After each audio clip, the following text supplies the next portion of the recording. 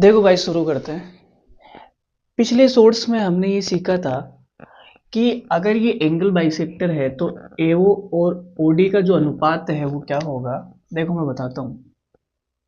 एओ अनुपात ओडी ये क्या होगा। आजू बाजू की भुजाएं को जोड़ दो तो आपने कहा बी और सी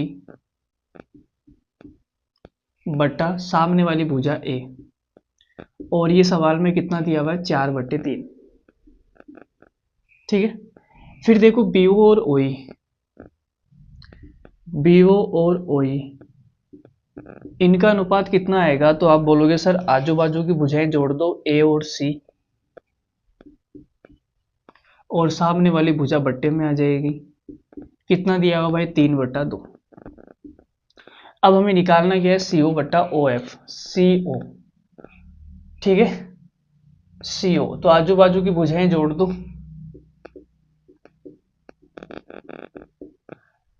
बी और ए बट्टा सामने वाली भुजा सी, ये हमें निकालना है। ठीक है, तो आप यहां देखो रेशियो के अंदर आपने पढ़ा होगा, यहां देखो a प्लस बी प्लस सी, अगर मैं इन तीनों को जोड़ूंगा तो कितना आएगा 4 3 7। और यहां देखो a प्लस बी प्लस सी, इनको जोड़ने पे कितना आएगा 3 और 2 5। तो यहाँ पर भी a प्लस बी प्लस सी है, यहाँ पर भी a प्लस बी प्लस सी है, तो बराबर होना चाहिए। तो ये 7 हो रहा है, ये 5 हो रहा है, तो बराबर करने के लिए गुणा करना पड़ेगा। तो हमने इसको 5 से गुणा कर दिया। ठीक है, और इसको हमने 7 से गुणा कर दिया, तो ये भी 35 हो गया और ये भी 35 हो गया, बराबर हो गया। अब देखो भाई, तो यहाँ से a का मान कितना है 15, a का मान है 15, b का मान कितना है 14।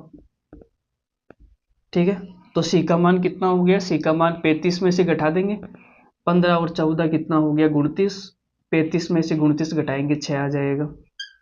तो आंसर कितना आएगा 29/6। ये भी 35 हो गया, ये भी 35। तो इस सवाल का जो करेक्ट आंसर है वो है 29/6। ठीक है, तो कैसा लगा हमें बता दीजिए। मिलते हैं अगले शॉर्ट्स में, तब तक के लिए धन्यवाद। Thank you very much.